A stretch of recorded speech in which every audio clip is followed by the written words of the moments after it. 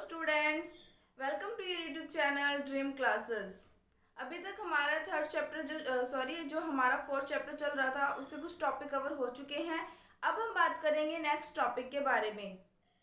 तो आज का जो हमारा टॉपिक है वो है वेग नियतांक। वेग नियतांक टॉपिक को स्टार्ट करते हैं। वेग नियतांक क्या चीज़ है देखते हैं अपने।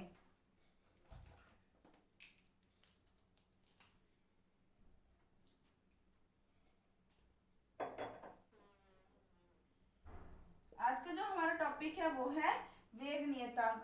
देखो, वेग नियतांक का मान हम कैसे ज्ञात करते हैं, ठीक है। तो एग्जांपल के रूप में समझना कि जैसे मान लो हम कोई भी अभिकारक है, अभिकारक से क्या बना रहे हैं, उत्पाद बना रहे हैं, ठीक है। फॉर एग्जांपल जैसे मान लो हम क्या बना रहे हैं, हम ए से बी बना रहे हैं, ठीक है। अपने क्या कर रहे हैं, अभिकारक से उत्पाद बना रहे हैं, ठीक है। तो उस टाइम जो हमारा अभिक्रिया का वेग होता है ना, वो किसके समानुपाती होता है। देखो, अभिक्रिया का वेग, अभिक्रिया का जो वेग होगा वो समानुपाती हो जाएगा। इस चीज को ध्यान से सुनना। जब हम वेग नियतांक ज्ञात करते हो तो जो हमारा अभिक्रिया का वेग है वो समानुपाती होता है किसके, तो आपको ध्यान में रखना है अभिकारकों की सांद्रताओं के गुणनफल के। क्लियर बात। तो अभिक्रिया का वेग जो है वो समानुपाती होगा किसके, यहाँ पर आपके पास अभिकारक केवल ए है, तो यहाँ पर ए है, तो यहाँ पे जो हमारे पास अभिक्रिया का वेग है वो समानुपाती हो जाएगा ए के। क्लियर बात। देखो, आपको ना पीछे मैंने बता रखा है कि जब हम अभिक्रिया का जो वेग ज्ञात करते हैं, पीछे जब हम समय के साथ ज्ञात करते हैं, है ना, औसत वेग ज्ञात करते हैं, तब हमारा फॉर्मूला क्या होता है, माइनस डी ए अपॉन में डी टी, यही होता है। तो देखो, आपको एक चीज पता है ना कि अभिक्रिया का जो वेग होता है वो माइनस डी ए अपॉन में डी टी के बराबर होता है। तो मैं अगर इस पूरे के पूरे यहाँ पे जहां मैंने लिखा अभिक्रिया का वेग, उसकी जगह पर अगर मैं लिखती हूँ माइनस डी ए अपॉन में डी टी समानुपाती ए, तो मेरे हिसाब से यहाँ तक किसी को कोई दिक्कत नहीं होगी, क्योंकि हमने तो सिर्फ मान पुट किया है। जो हम पीछे अब तक पढ़ते आए हैं, औसत वेग पढ़ते आए हैं, अभिक्रिया का जो वेग पढ़ते आए हैं, अभिकारक का जो वेग पढ़ते आए हैं, माइनस डी ए अपॉन में डी टी, वही मान यहाँ पे पुट किया है, और समानुपाती में तो आपका ए चल ही रहा है। अब देखो, ये इसके समानुपाती में है ना। आपको पता है कि जब भी कोई चीज समानुपाती है या फिर व्युत्क्रमानुपाती होता है तो हम क्या करते हैं, वो समानुपाती व्युत्क्रमानुपाती का निशान हटाकर कोई ना कोई स्थिरांक लगा देते हैं, और यहाँ पर जो स्थिरांक लगेगा उसी को हम वेग नियतांक बोलेंगे, ठीक है। तो अब हमारा फॉर्मूला क्या बन जाएगा, माइनस डी ए अपॉन में डी टी इजिकल्स टू के ए, इजिकल्स टू के ए, यही बन जाएगा। अब मान लो कि अगर हमने अभिकारक की जो सांद्रता ली है, अगर उसको मैंने एक मान लिया, यानी यहाँ पर अगर हमने ए को क्या मान लिया, एक मान लिया, तो ए को एक मानने पर माना ए बराबर क्या है आपका, एक है, तो फिर हमारा फॉर्मूला क्या बन जाएगा, माइनस डी ए अपॉन में डी टी इजिकल्स टू के। और ये के क्या है यहाँ पर, तो मैंने अभी आपको बताया ये है वेग नियतांक। अभी मैंने आपको बताया ये क्या है, आपका वेग नियतांक। अपने मान निकाल लिया, यानी एक फॉर्मूला जो है आपका ये निकलता है वो है वेग नियतांक का। दो चीजें आपके माइंड में क्लियर हो जानी चाहिए, चाहे हम औसत वेग ज्ञात कर रहे हो, चाहे हम वेग नियतांक ज्ञात कर रहे हो, फॉर्मूला आपका यही बनेगा। बस औसत वेग में आपको देखना पड़ता है कि आप अभिकारक लेके चल रहे हो या उत्पाद, लेकिन यहाँ पर वेग नियतांक है तो आपका ये अभिकारक के अकॉर्डिंग ही होगा, क्योंकि हमने यहाँ पर अभिक्रिया का वेग ही लिया है। अभिकारक ही लेके चलेंगे अपने, सॉरी अभिक्रिया का नहीं, अपने अभिकारक का ही लेके चलेंगे, ओके, क्योंकि ये माइनस का आ रहा है इसलिए। तो मेरे हिसाब से ये टॉपिक क्लियर हो गया होगा। आप जल्दी से इसका स्क्रीनशॉट ले लो, फिर उसके बाद हम बात करेंगे शून्य कोटि की अभिक्रिया के बारे में।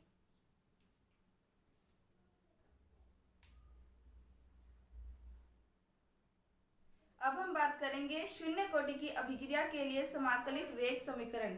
इसको सॉल्व करने से पहले मान लो कि आपके पास कोई अभिक्रिया है, मैं लिख देती हूँ यहाँ पर, माना अभिक्रिया, देखो आप कोई भी रिएक्शन लेके चल सकते हो, एक्स वाई जेड कोई ज़्यादा वो नहीं है। तो आप मान लो कि ए से आप क्या बना रहे हो, बी बना रहे हो, ठीक है। अब आप ए से बी बना रहे हो, अगर आप शून्य कोटि की अभिक्रिया के लिए इसको ज्ञात करना चाहते हो तो पीछे मैंने आपको एक फॉर्मूला बताया था। अभी जस्ट मैं जो टॉपिक बता के हटी हूँ आपको, वो था वेग नियतांक वाला। और मैंने आपको बताया था कि वेग नियतांक किसके बराबर होता है, वेग नियतांक बराबर होता है माइनस डी ए अपॉन में डी टी बराबर में के आर, सॉरी के ए होगा ये, क्योंकि हम यहाँ पे क्या मान के चल रहे हैं, ए मान के चल रहे हैं, के ए हो जाएगा, ठीक है। अब देखो यहाँ पर जो ए आ रहा है इसके घात में, यानी मैं यहाँ पे लिख देती हूँ एन, इसके घात में मैंने क्या लिख दिया, एन। अब इस एन का मतलब क्या होता है, एन का मतलब होता है कि अभिक्रिया की कोटि। एन का मतलब क्या होता है, लिख देती हूँ मैं यहाँ पर, एन का मतलब है आपके पास अभिक्रिया की कोटि। अब देखो अभिक्रिया की कोटि की बात हम कर रहे हैं, तो यहाँ पर हम किसकी बात कर रहे हैं, शून्य कोटि की अभिक्रिया की बात कर रहे हैं। तो शून्य कोटि की अभिक्रिया की अगर हम बात कर रहे हैं तो n का मान यहाँ पर क्या होगा, 0। n का मान क्या होगा, 0 होगा। यानी अब जो आपका फॉर्मूला हो जाएगा, यहाँ पे हम बात कर रहे हैं n बराबर 0, तो माइनस डी ए अपॉन में डी टी इजिकल्स टू क्या हो जाएगा, आपका हो जाएगा के ए के ऊपर क्या लग जाएगा, नॉट, ठीक है। अब आपको पता है जब किसी की घात 0 होती है तो उसकी वैल्यू क्या हो जाती है, ये आपको पीछे भी बता रखा है मैंने, 1। जब किसी की घात 0 होती है तो उस पूरे की वैल्यू क्या हो जाएगी, 1। यानी आपके पास अब फॉर्मूला क्या बन जाएगा, माइनस डी ए अपॉन में डी टी इजिकल्स टू के, ये बन गया। अब आपने क्या करना है, इनका समाकलन करना है, ठीक है। तो सबसे पहले मैं क्या करती हूँ, माइनस डी टी को अगर मैं दूसरी तरफ भेज देती हूँ तो मेरा जो माइनस डी टी है इस तरफ किस में है, इस तरफ भाग में है, दूसरी तरफ जाके वो किस में हो जाएगा, गुणनफल में, ठीक है। तो ये तो सारे मैथ के छोटे छोटे नियम है। तो यहाँ पे मैं लिख देती हूँ डी ए इजिकल्स टू क्या हो जाएगा, माइनस के डी टी, ये बन गया आपके पास। अब आपने करना है इनका समाकलन, ठीक है। अगर आप इनका समाकलन करते हो तो आपको लिमिट लेनी पड़ेगी।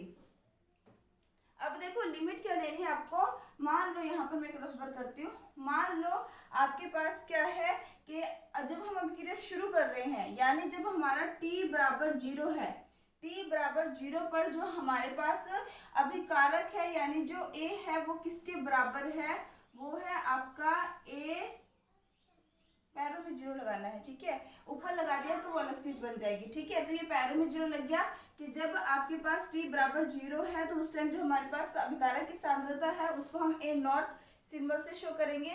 ये तो किसको बताता है, ये आपको बताता है अभिक्रिया की प्रारंभिक सांद्रता को।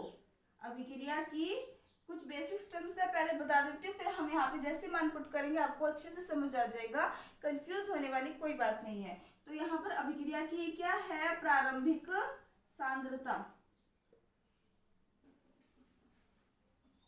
क्लियर बात। और अगर हम t बराबर t समय की बात करते हैं, यानी जो हमारी अभिक्रिया है अब वो संपूर्ण होने वाली है, समय हमने t मान लिया, तो उस टाइम जो हमारा a होगा यानी जो अभिकारक की सांद्रता होगी उसको हम a t से सिंबल करेंगे, क्लियर बात। t बराबर t पर a किसके बराबर हो जाएगा, a t के बराबर हो जाएगा। और अब ये जो हमारे पास सांद्रता आई है वो कितने समय पश्चात है, t समय पश्चात है। ये तो प्रारंभिक समय के लिए था और यहाँ तक जो है वो क्या है, t समय पश्चात है। अब देखो यहाँ पर, अब मैंने कहा कि हमें क्या करना है, इसका समाकलन करना है, ठीक है। समाकलन करने पर यहाँ पे लिख देती हूँ मैं, समाकलन करने पर जब हम इसका समाकलन करेंगे, ठीक है, तो ध्यान से देखना, इनमें क्या लग जाएगी, लिमिट। यानी अब आपका ये बन जाएगा समाकलन में इस तरीके से अपने लिखेंगे D A equals to minus K D T, ठीक है। अब देखो यहाँ पर जो अपना लिमिटेशन है, अगर हम बात करें अपने सांद्रता के बारे में, अभिकारक की सांद्रता के बारे में, तो लिमिटेशन कहाँ से कहाँ तक है, तो वो है आपका मतलब प्रारंभिक सांद्रता से लेकर t समय तक का है। तो यहाँ पर हम लिख देंगे a0 और at, क्लियर बात। क्योंकि ये क्या है आपकी प्रारंभिक है और ये क्या है आपकी अंतिम मान के चल रहे हैं हम इसको एक टाइप से, तो ये दोनों क्या है इसकी लिमिटेशन को बता रही है, क्लियर बात। अब देखो अगर बात करें। अच्छा एक चीज और यहाँ पे ध्यान रखना, यहाँ पर माइनस और के जो है ना वो क्या है आपके पास, एक नियतांक है। जो नियतांक वैल्यू होती है ना उसका समाकलन नहीं होता है। यानी माइनस के को हम क्या कर लेंगे, मैं यहीं पे लिख देती हूँ, माइनस के को हम इस चिन्ह के बाहर लिख देंगे, क्योंकि माइनस का समाकलन या के का समाकलन, इन दोनों का समाकलन नहीं होगा। क्लियर बात। अब अपने dt का समाकलन करेंगे, तो dt का समाकलन करेंगे तो यहाँ पे समय की लिमिट लग जाएगी, और समय की लिमिट कहाँ से कहाँ तक है, अभी मैंने आपको बताया 0 से लेकर t समय तक है। यानी यहाँ पर क्या आ जाएगा, t बराबर क्या है, 0 से लेकर t बराबर t समय तक है, इसकी लिमिटेशन 0 से t तक है। ठीक है, अब जब हम इसको सॉल्व करेंगे, देखो जो मैथ वाले बच्चे होते हैं ना उनको तो ये आते हैं, लेकिन जो बायो वाले बच्चे हैं उनको थोड़ा बेसिक पता होना जरूरी है। तो आपको ध्यान में रखना है कि अगर मान लो यहाँ पे मैं लिख देती हूँ, अगर मुझे dx का समाकलन करना है तो उसकी वैल्यू क्या आ जाएगी, x। अगर हम dy का समाकलन करेंगे तो उसकी वैल्यू हो जाएगी y। ऐसे ही dz का करेंगे तो उसकी वैल्यू हो जाएगी z। यानी कहने का सीधा मतलब ये है कि जब हम इसका समाकलन कर देंगे तो क्या हो जाएगा, इसका मान a। ठीक है, इसका मान क्या हो जाएगा आपके पास a। क्लियर बात। अब a जो है इसकी वैल्यू कहाँ से कहाँ तक है, a0 से a तक, a t तक, बराबर में माइनस का k, तो ऐसे का ऐसे रहेगा आपके पास। और जो आपके पास dt है, अब dt किसमें समाकलित हो जाएगा, t में हो जाएगा। तो यहाँ पर t में समाकलित होगा तो यहाँ पर क्या हो जाएगा, t बराबर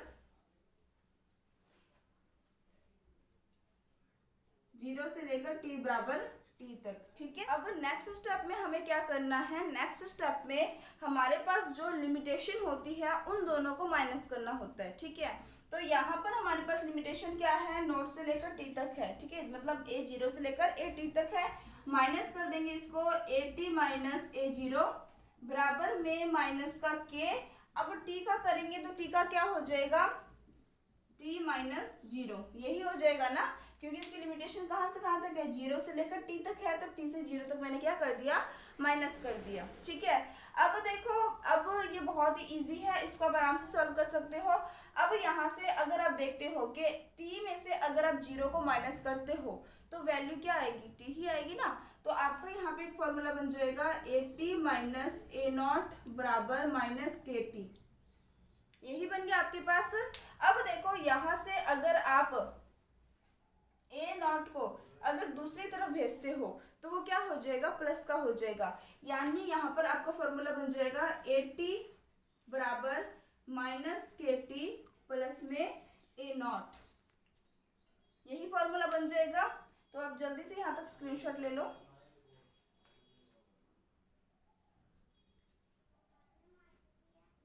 ले लिया होगा आपने स्क्रीनशॉट। यहाँ पे ना एक ढाल बनता है, ठीक है, जो काफी इंपॉर्टेंट भी रहता है। ठीक है, तो एक ढाल बनाने से पहले मैं आपकी बेसिक बात बता दूं कि एक फॉर्मूला होता है ढाल के लिए, वो होता है आपका, यहाँ पे लिख देती हूँ, फॉर्मूला होता है आपके ढाल के लिए, वो फॉर्मूला होता है y equals to m x plus सी।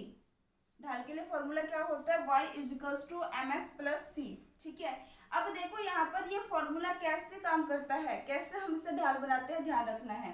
देखो जैसे मान लो कि आपने इस तरीके से क्या बना रहे हो, कोई भी ग्राफ बना रहे हो, तो ये जो रेखा है ना जो ऊपर की तरफ जा रही है ये तो बताती है y को, ये जो रेखा है जो इस तरफ जा रही है ये बताती है आपके x को, ये जो c है ना ये c बताता है कि जो ढाल है आपका कहाँ से स्टार्ट हो रहा है। यानी ज्यादातर हम जो ग्राफ बनाते हैं वो बिल्कुल 0 पॉइंट से स्टार्ट करते हैं, है ना, लेकिन यहाँ पर जो हमारा ग्राफ बनेगा वो 0 पॉइंट से स्टार्ट नहीं होता, बल्कि यहाँ पर जो हमारा ग्राफ बनेगा उसका ढाल कोई भी पॉइंट आप मान लो कि मान लो ये आपका क्या है, सी पॉइंट है, ये वो पॉइंट है जहां से आपका ग्राफ स्टार्ट होगा। अब m का मतलब होता है कि ये जो ग्राफ होता है ना इसकी ढाल देखो, m डिसाइड करता है कि आपकी जो ढाल है वो क्या है। यानी अगर m का मान यहाँ पर माइनस में होता ना, m का मान अगर यहाँ पर माइनस में होता ना तो जो आपकी ढाल है ना वो इस तरह नीचे की तरफ जाती, वो इस तरह नीचे की तरफ जाती, और यहाँ पर m का मान अगर पॉजिटिव है तो जो ढाल है ये क्या होगा, इस तरीके से ऊपर की तरफ जाएगा। क्लियर बात, बस इतना सा आपको ध्यान में रखना है। अब देखो अगर आप इस फॉर्मूले को देखते हो तो क्या ये फॉर्मूला इससे मिल रहा है, बिल्कुल मिल रहा है। देखो मैं यहाँ पे फॉर्मूला पुट करती हूँ, इसको मैं y मान लूँ और इजिकल्स टू इसको मैं मान लूँ m, इसको मैं मान लूँ x और इसको मैं मान लूँ c। अब मैंने आपको क्या बोला था, मैंने आपको बोला कि अगर m का मान माइनस में होता है तो ढाल जो है वो सॉरी माइनस में होता है तो ढाल नीचे की तरफ जाएगा, प्लस में होता है तो ढाल ऊपर की तरफ जाएगा। हमारे पास m का मान यहाँ पर m किसके बराबर है, k के बराबर है, और k का मान किस में जा रहा है, आपका माइनस में जा रहा है। अगर माइनस में जा रहा है तो यहाँ पर ढाल क्या बन जाएगा, मैं ये रेस कर रही हूँ, ठीक है। वैसे भी आपने स्क्रीनशॉट तो ले लिया था, तो यहाँ पर जो आपका ढाल बन जाएगा ना, यानी जो ढाल या जो वक्र बन जाएगा वो इस तरीके से होगा। अब देखो y का मान को क्या बता रहा है, 80 के बराबर है। y किसको बता रहा है, 80 को। उसके बाद जो आपका x है वो कौन बता रहा है, वो t को यानी समय को बता रहा है, ठीक है। यानी जो हमारा ग्राफ है वो किसके बीच में है, हमारी सांद्रता और समय के बीच में है। पहली बात तो ये। दूसरी बात क्या है कि जो c है यानी जो हमारा वक्र जो है वो जहां से स्टार्ट होगा उस पॉइंट को हम c बोलेंगे, और वहां पे c किसके बराबर है, तो a नॉट के बराबर है। तो यहाँ पर आप कोई भी पॉइंट मान लो, इसको आप क्या मान लेते हो, a0 मान लेते हो, ठीक है। अब बात आती है कि जो आपका m का मान है वो माइनस का है तो ढाल इस तरीके से जाएगा, कब इस तरीके से बनेगा आपका, ठीक है। तो ये भी आप जल्दी से बना लो। फिर उसके बाद हम बात करेंगे कि हमारी जो अभिक्रिया है ना, ये समाकलित वेग समीकरण तो ज्ञात हो गया, ठीक है, और मेरे हिसाब से आपको चीज समझ भी आ गया होगा। अब हम बात करेंगे शून्य कोटि की अभिक्रिया के अर्ध आयुकाल के बारे में, ठीक है। देखो अर्ध आयुकाल नाम से कैसा लग रहा है, मतलब जैसे मान लो कोई भी हम अभिक्रिया करवा रहे हैं, उस अभिक्रिया को आधा होने में कितना समय लगता है, वो है उसका अर्ध आयुकाल। क्लियर बात। जैसे मान लो फॉर एग्जाम्पल समझो कि मैंने कोई रिएक्शन करवानी है और वो रिएक्शन जो है ना, वो रिएक्शन आपकी 5 मिनट में कंप्लीट होती है, ठीक है। अगर रिएक्शन 5 मिनट में कंप्लीट होती है तो 2.5 मिनट में वो क्या होगा, हाफ कंप्लीट ही होगा, पूरी कंप्लीट तो नहीं होगी ना, वो 5 मिनट लगने उसने तो पूरे तरीके से कंप्लीट होने में, हाफ, और 2.5 मिनट के अंदर वो हाफ ही कंप्लीट होगा। उसको यानी उस समय काल को, हाफ मिनट जिसकी मैं बात कर रही हूँ, उस समय काल को उस अभिक्रिया का अर्ध आयुकाल कहा जाएगा। यानी किसी अभिक्रिया को आधी पूर्ण होने में लगे समय को ही हम अर्ध आयुकाल कहते हैं, ठीक है। तो इसके बाद हम बात करेंगे अर्ध आयुकाल के बारे में, वक्र आप बना लें। अब हम बात करेंगे अभिक्रिया की अर्ध आयुकाल के बारे में। मैंने अभी आपको बताया ही था अर्ध आयुकाल किसे कहते हैं। अब इसको थोड़ा डेफिनेशन के साथ भी देख लेते हैं।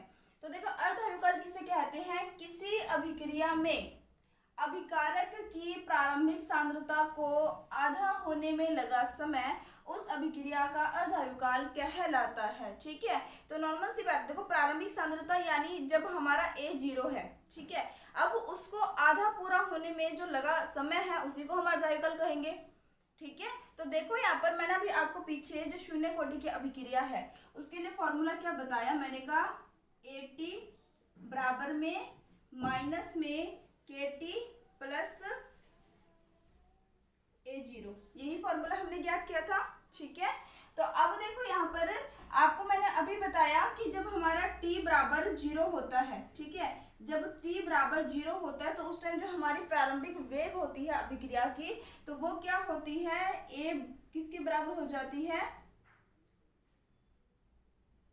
a किसके बराबर होती है, A0 की, ठीक है।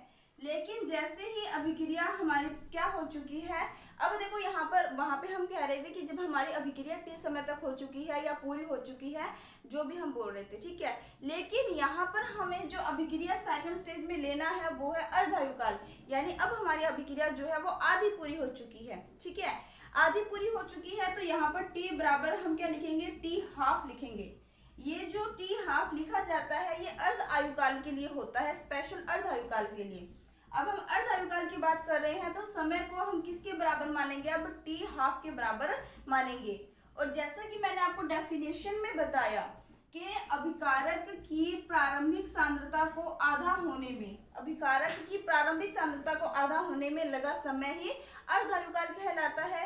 यानी यहाँ पर t बराबर हाफ है तो हमारा जो a का मान होगा, यानी जो हमारी अभिकारक की सांद्रता होगी वो क्या होगी, प्रारंभिक सांद्रता की आधी, यानी 0/2, यही बताया ना मैंने आपको। देखो मैं दोबारा बोल रही हूँ, कंफ्यूज नहीं होना। मैंने कहा कि किसी अभिक्रिया में अभिकारक की प्रारंभिक सांद्रता को, अभिकारक की प्रारंभिक सांद्रता को, ठीक है, ये आपकी प्रारंभिक सांद्रता है, ठीक है, अभिकारक की प्रारंभिक सांद्रता को आधा होने में लगा समय उस अभिक्रिया की अर्धायुकाल कहलाता है।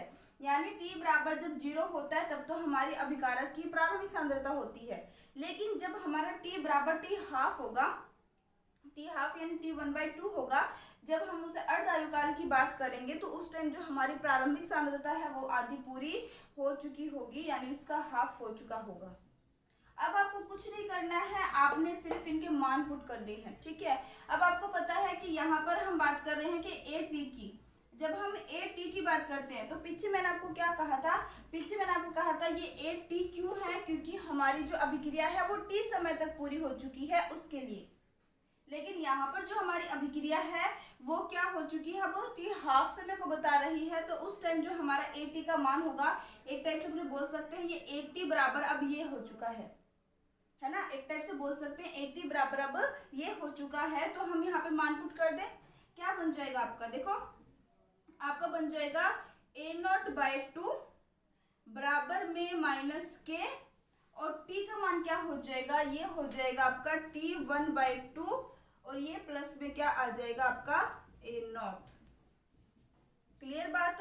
अब देखो यहाँ पर अगर मैं इस A0 को इधर लेके आती हूँ, ठीक है, अच्छा ऐसे याद रखना कि अगर इसको, ये जो है ना, ये जो वैल्यू है आपके पास, अगर मैं इसको यहाँ पर लेके आती हूँ तो ये माइनस का क्या हो जाएगा, प्लस हो जाएगा, और जो ये वैल्यू है अगर इसको मैं उस तरफ लेके जाती हूँ तो ये प्लस का क्या हो जाएगा, माइनस हो जाएगा। ये तो आपको पता ही है, तो मैं यहाँ पे लिख के बता देती हूँ। तो अब मेरा फॉर्मूला क्या बन जाएगा, KT 1/2 equals to A0 A0 minus में A0/2।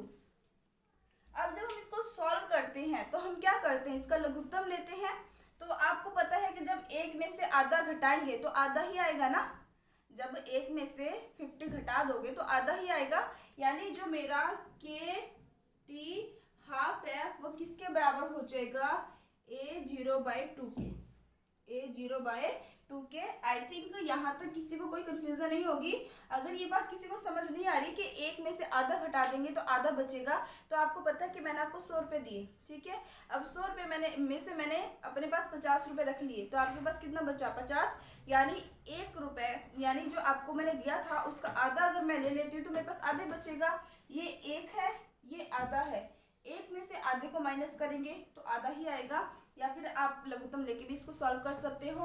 तो नेक्स्ट स्टेप में क्या करना है आपको, अब देखो यहाँ पर अगर मुझे यहाँ पे निकालना किसका मान है, मैंने यहाँ पे अर्धायुकाल ज्ञात करना है। यहाँ पे भाई आप ये चीज लिख लेना, शून्य कोटि की अभिक्रिया के लिए अर्धायुकाल, ठीक है, आप ये लिख लेना भाई, लिखना भूल गई मैं, शून्य कोटि की अभिक्रिया के लिए अर्ध आयुकाल, ठीक है, अर्ध आयु काल जो भी है ये आप लिख लेना इस तरीके से, ठीक है। अब देखो यहाँ पर अभी मैंने आपको क्या कहा कि हम अर्ध आयुकाल ज्ञात कर रहे हैं। अर्ध आयुकाल ज्ञात करने से मतलब है कि हमें t 1/2 का मान चाहिए सिर्फ, है ना। तो अगर हमें t 1/2 का मान चाहिए तो हमारा फॉर्मूला क्या बन जाएगा, t 1/2 इजिकल्स टू A0/2। अब ये जो k है वो दूसरी तरफ जाके कहाँ चला जाएगा, भाग में, और ये आ चुका है हमारे पास अर्ध आयुकाल का फॉर्मूला। किसके अर्ध आयुकाल का, तो आपको ध्यान रखना है शून्य कोटि की अभिक्रिया के अर्ध आयुकाल का। तो आई थिंक आज का जो टॉपिक है शून्य कोटि की अभिक्रिया वाला आपको समझ आ गया होगा, तो आप जल्दी से इसका स्क्रीनशॉट ले लीजिए।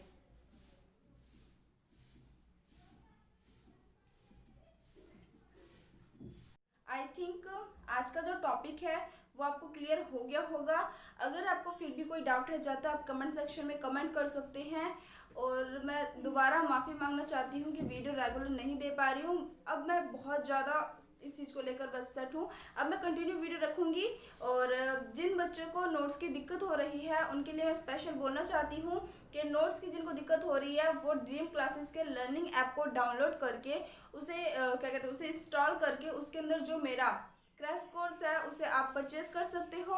और वो उसमें आपको नोट्स, पीडीएफ, आपके ऑब्जेक्टिव क्वेश्चंस, आपके डेली टेस्ट होंगे और आपकी जो क्या कहते हैं मेरा जो लेक्चर होगा वो प्लस आपको वो भी मिलेगा। ठीक है, तो मैं यही कहना चाहूँगी कि आप वहाँ पे जाके आपकी जो नोट्स की प्रॉब्लम है वो आपकी सॉल्व हो जाएगी।